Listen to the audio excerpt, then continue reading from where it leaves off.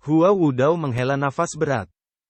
Ming Yin mengira gurunya akan pergi ke Sekte Yun. Lagi pula, di antara 8 sekte besar, 10 tetua Sekte Yun ikut serta dalam penyerangan tersebut. Ia tidak menyangka gurunya akan pergi menemui Yun Tianluo. Hubungan antara Yun Tianluo dan Paviliun Langit Jahat sudah jelas. Dia bahkan tidak ragu untuk memberikan ingatan dari papan catur kepada Paviliun Langit Jahat. Mengapa Yun Tianluo memerintahkan 10 tetua Sekte Yun untuk menyerang Paviliun Langit Jahat? Pasti ada sesuatu yang mencurigakan tentang ini. Zuo Yushu berkata, Ming Yin berkata bahwa 10 tetua Sekte Yun juga ikut serta dalam penyerangan di Gunung Golden Court. Aku khawatir kita akan terjebak jika sampai di sana. Berjalan langsung ke dalam perangkap. 3 sekte, 10 tanah suci, 20 puncak, dan formasi yang saling terhubung. Ada juga banyak elit yang menjaganya. Paviliun Langit Jahat milik jalur iblis. Apa kau tidak takut masalah jika kita pergi ke sana? Ketika Ki Primal mengalir ke kemudi, kereta perang yang membelah awan itu berdengung dan naik ke udara. Tidak ada seorang pun yang memperhatikan Zuo Yushu. Zuo Yushu merasa canggung. Dengan identitas dan statusnya, tak seorang pun di sekte lain berani meremehkannya. Di Paviliun Langit Jahat, ia bahkan lebih seperti pejalan kaki daripada pejalan kaki.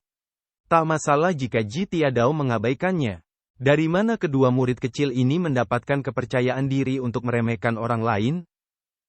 Meskipun marah, Zuo Yushu adalah seorang senior dan teman lama Ji Tiadao. Ia tidak bisa merendahkan dirinya setingkat junior. Kereta terbang itu terbang ke udara, keluar dari penghalang Gunung Golden Court, dan terbang menuju bagian selatan Gritian. Tidak lama setelah kereta terbang itu pergi. Tidak jauh dari kaki Gunung Golden Court, seorang pendekar pedang berjubah hijau berjalan maju dengan langkah mantap. Tak lama kemudian, pendekar pedang berjubah hijau itu tiba di kaki Gunung Golden Court. Dia berdiri di tempatnya, menatap ke arah penghalang Gunung Golden Court, lalu ke arah matahari yang bersinar di langit, dan menyeka keringat di wajahnya. Secara logika, seorang ahli pada level kultivasinya tidak akan berkeringat sedikit pun. Namun, dia yang telah mendapatkan kembali hidupnya, menikmati perasaan tenang. Hanya dengan cara ini dia dapat merasakan bahwa dia sedang hidup secara aktif. Kakak kedua. Sebuah panggilan lembut datang dari hutan di samping mereka. Yu Sangrong menoleh, bingung. Ia melihat Ye Tianxin berjalan keluar dari balik pohon. Kakak keenam. Kakak kedua, aku tahu kau akan kembali hidup-hidup, kata Ye Tianxin. Terima kasih atas kata-kata baikmu, adik junior. Aku hanya beruntung. Yu Sangrong tersenyum tipis. Kakak senior kedua kembali di saat yang kurang tepat. Guru pergi pagi-pagi sekali. Saya tidak tahu kemana beliau pergi. Sejak Lu Zhou mengalahkan 7 sekte besar, Ye Tianxin ingin sekali mendaki gunung untuk mengunjungi gurunya. Namun, ketika ia ingat bahwa ia bukan lagi murid Paviliun Langit Jahat, ia pun mengurungkan niatnya. Mengapa kamu tidak naik? Tanya Yu Sangrong. Lupakan. Yu Sangrong tahu apa yang dipikirkannya. Ia bertanya, apakah kamu berencana untuk tinggal di kaki gunung? Ye Tianxin berkata, mari kita ucapkan selamat tinggal dan pergi ke barat. Cheng Huang? Ya. Memiliki tujuan itu baik. Aku doakan yang terbaik untukmu, adik keenam. Yu Sangrong menangkupkan tinjunya sedikit ke arahnya sebelum berbalik dan mendaki Gunung Golden Court. Ye Tianxin sedikit bingung saat melihat punggung Yu Sangrong yang semakin menjauh. Ia punya firasat aneh tentang ini, tapi ia tak bisa menjelaskannya. Kakak senior kedua tampaknya tidak memintanya untuk tinggal. Kereta perang yang membelah awan itu melesat menuju bagian selatan Yan Agung. Tak lama kemudian, ia meninggalkan jejak panjang bagai meteor di belakangnya. Lu Zhou berdiri di dekat Ming Yin dan melihat ke bawah ke arah pegunungan. Zuo Yushu berjalan ke samping dan berkata, saya ingin bertanya. Berbicara. Aku sudah menghitung waktunya. Umur Big Brother. Batuk. Batuk. Sebelum dia bisa menyelesaikan perkataannya, Ming Yin pun terbatuk. Zuo Yushu memandang Ming Yin dengan bingung. Ming Yin berbalik sambil tersenyum dan berkata, Senior Zuo, aku sudah bilang kalau guruku sudah berada di tahap 9 daun. Apa kau tidak menyadari kalau guruku lebih muda dari sebelumnya? Leng Luo dan Hua Wudao saling bertukar pandang. Dia tidak akan tahu jika dia tidak membuat perbandingan, tetapi saat dia melakukannya, dia terkejut. Memang, sang Master Pavilion tampak sedikit lebih muda. Leng Luo masih baik-baik saja. Sebagian besar rambutnya hitam. Rambut putih Hua Wudao tampak semakin menonjol. Jantung Zuo Yushu berdebar kencang. Apakah dia benar-benar seorang kultivator 9 daun? Namun, jika Anda benar-benar seorang kultivator 9 daun, mengapa Anda tidak memanggil avatar Anda dan menghilangkan semua keraguan, Saudara Ji?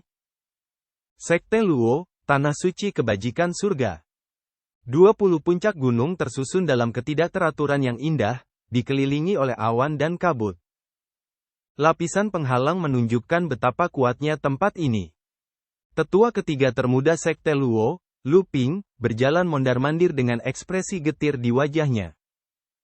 Penatua kedua, apa yang harus kita lakukan sekarang?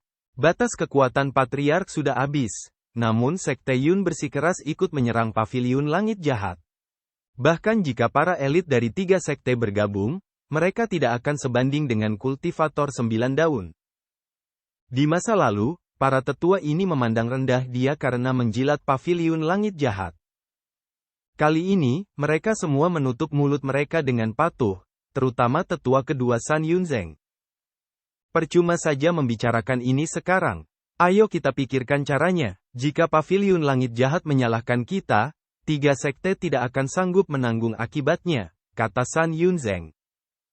Menurut pendapatku, Sekte Luo dan Sekte Tian kita harus bergabung dan menghancurkan Sekte Yun. Hanya dengan cara inilah kita bisa melindungi diri kita sendiri, kata seseorang. Berdengung. Bas-bas. Terdengar suara aneh dari luar penghalang. Melihat ke atas dari Tanah Suci Kebajikan Surga, orang dapat melihat penghalang besar beriak. Semua orang terkejut. Ada invasi musuh. Lu Ping menyipitkan mata dan melihat ke arahnya. Tak masalah jika ia tak melihat, tetapi ketika ia melihatnya, ia terkejut. Matanya terbelalak lebar. Itu kereta terbang Paviliun Langit Jahat. Mendengar ini, yang lain terkejut. Sebagian dari mereka terhuyung mundur, sebagian gemetar, dan sebagian lagi terjatuh ke tanah. Seorang kultivator 9 daun datang ke sini untuk membalas dendam. Ini buruk. Apa yang akan terjadi akhirnya terjadi. Ekspresi Lu Ping muram saat dia berkata, jangan panik. Apa hubungan kesalahan Sekte Yun dengan Sekte Luo dan Sekte Tian? Yang lain mengangguk. Mereka merasa tenang. Lu Ping melayang ke udara. Ia memanggil avatarnya dan menembus penghalang secepat kilat menuju kereta perang yang membelah awan. Sesaat kemudian, Lu Ping melayang di udara dan berkata dengan suara lantang, selamat datang, Kakek Ji. Saya, Lu Ping, mohon maaf karena tidak menyambut Anda lebih awal.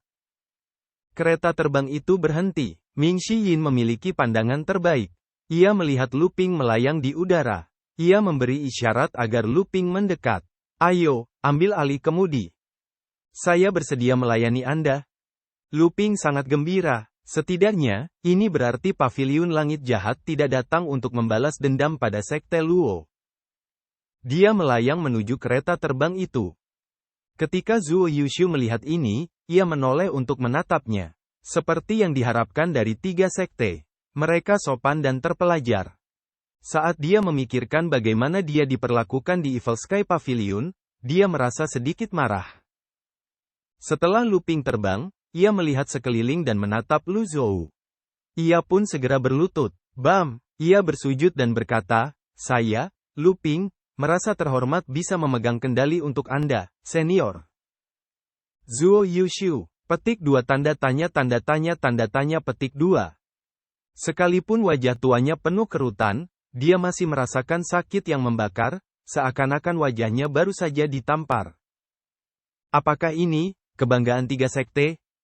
Sudahlah, jangan ngomong sembarangan. Cepat. Ming Yin menendang Lu Ping hingga terjatuh. Baiklah, aku datang. Tendangan tuan keempat sangat bermanfaat bagiku. Waktu senior tidak boleh terbuang sia-sia untuk ini. Ming Yin, petik 2.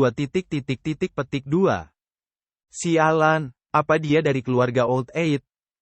Lu Ping segera menggantikan Ming Yin dan mengambil alih kemudi.